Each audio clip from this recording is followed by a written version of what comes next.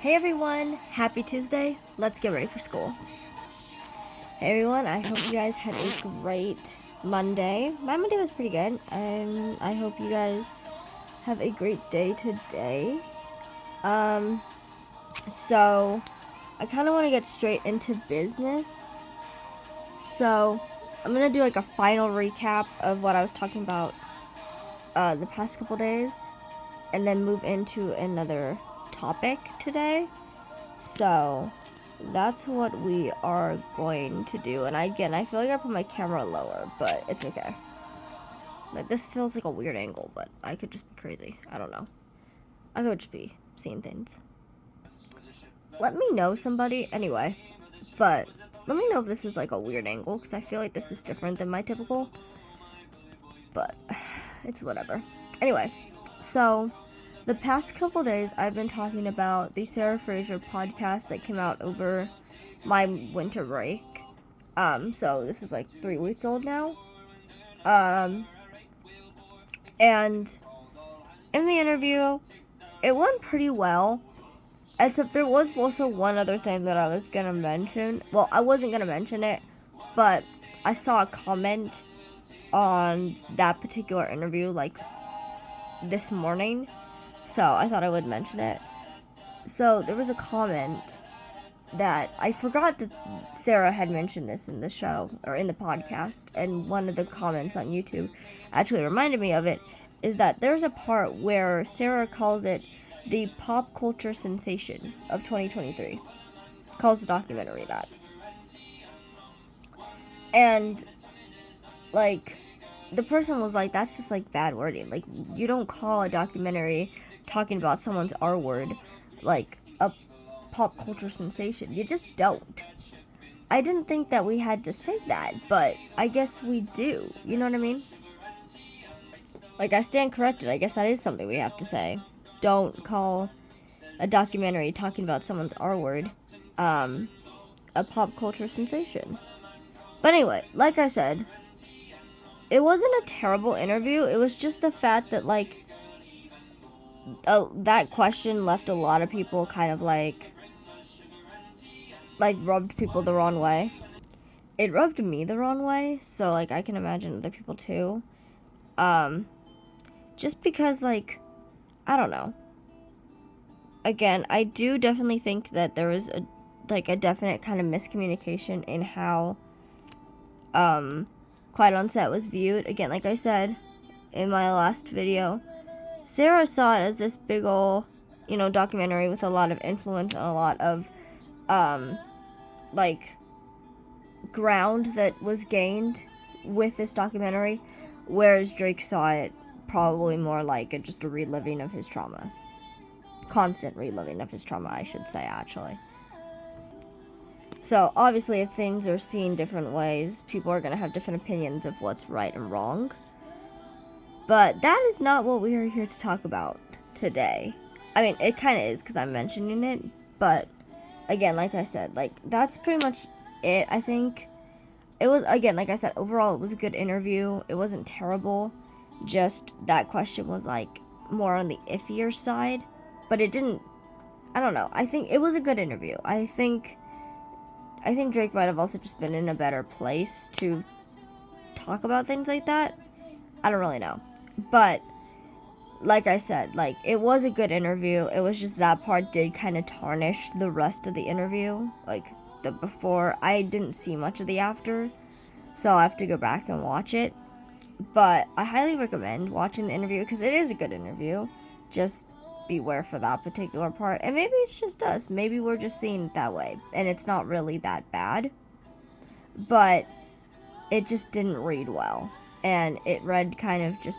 But that was Sarah. I think she's meant for the clicks and the clickbait and... not the clickbait, but like the clicks and the attention and the views. And if you're going for something like that, then saying something like that and get a reaction like that would be something to go for. So, I don't really know. That part did kind of tarnish the overall interview, but it wasn't, like, that bad. And I think that's going to be where I close on that. It's still worth watching, if that's what people want to know. It's still worth watching, so I'll leave it there. Okay, my second topic for today is something that I don't know why I haven't discussed yet. I think because there's been many other things going on in the Drake Bell world since I started making videos. And when this was a huge talking point, I mean, it's still a huge talking point, but when it was really a huge talking point and everyone was talking about it, I wasn't making videos. So I'm gonna go ahead and talk and address the letter writers from Quiet on Set, or the 41 letter writers that were revealed in Quiet on Set is probably a better way to say it. So, as many of us who watched Quiet on Set probably know, if you haven't watched Quiet on Set, you might still know, but chances are a little bit more limited, that there were 41 people who wrote letters of support for Drake Bell's abuser. I'm not gonna say his name. I never have, and I don't think I ever will. At least not on video. I haven't said on video, but like whatever. So, and amongst these 41 letter writers were a lot of famous people that people know. Were a lot of famous people that many people know. So it was honestly quite interesting. Not interesting like funny, haha, but interesting as in like, oh boy, to see some of those names. Because a lot of people knew a lot of those names up there. And so there was a lot of famous names. I don't know how many they made up of the 40, or 41 I should say. Because there was 41 letters, but I think that also accounts to maybe like family and friend letters, because I would assume that if it was a celebrity, the names would have been revealed. And there was only a handful, or maybe not a handful, but more than a handful. There was only like a select amount that were celebrities that we all knew. And like I said, I think if they were all celebrities, then we would know. Like, we would know the names of the other letter writers. That, I don't think that would be hidden. But even the letters kind of caused a little bit of controversy before the documentary had even come out. Because the documentary came out in March, April-ish. And there was a podcast episode from the, like, I forgot what, I think it's called Pod Meets World. It's the Boy Meets World podcast. There was a there was a podcast episode that they made right before Quiet on Set came out. It was like February, I think, like addressing these letters that were about to be released. Like, they hadn't yet to be released, but they were like addressing them because they were about to. And Will and Ryder's names were going to be some of the names that were released. And obviously that rubbed people like the wrong way. And I get that, you know what I mean? Like, it rubbed them the wrong way that they were kind of like doing that for self-preservation. But also, if you want to put everything into perspective, Will and Ryder are the only people really that have actually taken the time to apologize to Drake Bell. So do with that what you will. Maybe they didn't handle the initial letter, like, sealing or unsealing thing well, but they have taken the time to actually admit that they've done wrong and have real conversations with Drake and, you know, be a decent human being. So, like we said, there was very many letter writers, and out of like all the letter writers, especially the celebrity ones, Will and Ryder seem to be the only ones that have actually apologized to Drake in private. And why we say in private is like, he's mentioned that they've apologized to that. Like, oh my god, he's mentioned that they've apologized to him on a couple different accounts. And Will and Ryder have talked about it as well, except like, they've made it even more painful. Not because, like, what they did was a bad thing, but they said that, like, they both called Drake and had these, like, 2-hour-long conversations with him. But the Drake spent, like, 45 minutes of the conversation just trying to console them. Like, just trying to, like, reassure them and whatever. Like, no, I don't know what they were saying, but, like, just trying to, like, reassure them. And I'm like, don't hurt me like that. Like, that hurts. That's painful. Like, not that I don't love Will and Ryder, but, like, he doesn't have to console them. But I guess it just shows his heart, I suppose. I don't know why I keep doing that so low. Anyway, so, and so there's a ton of letter writers that have not apologized and probably never will. At the beginning of, like, the Quiet on Set journey, a lot of us could kind of feel for some of the letter writers because, you know, some of these people may be processing things in their own time, and we're like, okay, like, they might be processing in their own time, and maybe they'll, like, give their thoughts or whatever, or talk about something, because they need their own time to process, and, like, people were like, I get that, like, I get, like, you wouldn't expect the documentary to come out and then the next day there'd be, like, a statement released or something, or something said to Drake. You wouldn't really expect that because people often need a lot of time to process things, and, like, I get that. I get that 100%. Okay. And so, like I said, like, you wouldn't expect, like, a statement to be released, like, the very next day. But you could expect something almost a year later. And for the record, it is almost a year. We are about 2 months away from it being a year since Quiet on Set's been released. And if they haven't, like, apologized and it's almost a year later, they're not going to apologize. And that's kind of sad. But, you know, I kind of thought, I think a lot of the letter writer talk has come back up again because there's been a lot of A-list celebrities, or at least a lot of celebrities that wrote letters, and one of them being James Marsden, who is very famously a part of the Sonic franchise. And so I was telling my friends, because a lot of my friends already know that, you know, I watch Quiet on Set and I'm a Drake Bell fan. And so I was telling my friends, I'm like, yeah, I'm not going to be watching Sonic. And they're kind of like, why? And I was like, well, I have principles, I have morals. Like, it doesn't feel right to watch Sonic with James Marsden in it. Like, it just doesn't feel right. Granted, like, his wasn't, like, the worst letter. Like, obviously he wasn't a victim-blaming letter, I don't think, if I remember correctly. He wasn't, like, a victim-blaming letter like some were. But that doesn't just make it okay. Like, you know what I mean?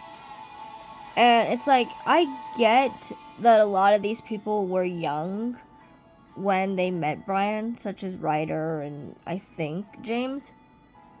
And that's not bad. But you can't blame that on everything. Like, I get that they're young. I get that they were young. But it's called now knowing. It's called being an adult. It's called, like, looking for things yourself. Like, it's called gaining knowledge. It's not called just staying there. Like, you know now. You know better. You talk to someone. You say, okay, yeah, I apologize. This was not the right thing for me to do. You don't just use that as, like, a get out of jail free card, because it's not. Like, it's not a get out of jail free card, because your age, while yes, it is important, if you were a teenager and you met the guy, I might have accidentally said names. I'm sorry if I did. I don't mean to say names. I just realized I think I might have. It's okay. I'm gonna stop saying names now. But, oh god. I'm just thinking it's early and I think I said a name, but it's okay. It's okay. I get that they might have been young when they met the guy. I think I said names. It's okay. It's okay. It's okay. I'm not gonna think about it. But you can't use that as, like, a safeguard all the time. You have, part of, like, getting older, part of aging, part of becoming more mature is understanding more things. Like, the knowledge that you have as a teenager is more than the knowledge you have as a kid. And the knowledge you have as an adult is more than the knowledge you have as a teenager. So, like, it's all about gaining knowledge and, like, learning new things. And part of that means you're gonna learn things like, maybe you weren't right. And so my thing is like, we've given them a year. We've given them almost a year to mention something, to talk. And they haven't said anything. Haven't done anything, haven't said anything. It's silence. And my thing that scares me a little bit about silence, and I don't know if anyone else is going to see it this way, it might just be me, but like many people say, silence speaks louder than silence speaks volumes. Because the thing with silence, especially in a topic like this, if you don't say that you think, hey, that you think it's wrong, people are going to think that you think it's okay. And I say that because that's how I see it personally. Is like, it's not necessarily like a letter, like acknowledging that you wrote a letter doesn't necessarily have to mean like an admission of like guilt or whatever. It just has to be an acknowledgement that what you did maybe wasn't the best decision or wasn't the right thing. And why that's so important is because of the nature of the letters. What is in the letters? Oh, it's support for a child. Again, I'm not gonna say the word. I'm not gonna say that. But like, what's in the letters? Support for a child. So, if you like don't acknowledge, like, hey, maybe I shouldn't have supported a child. Then you're like, oh yeah, child. Is fine. Let's go. Like, whoop-de-doo. It's like, that's what it feels like. Because you're not saying that it's not wrong. And if you say that it's not wrong, then people are going to think. If you don't say that it's not right, people are going to think that you think it's okay. And that's just how I see it with certain people.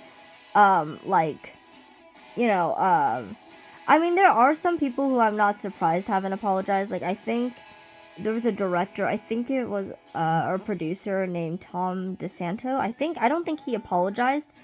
He might have done one of the PR statements, but I'm not entirely sure, because I know the Corrells did that. They're like a set of directors that I think worked on the Amanda Show or something.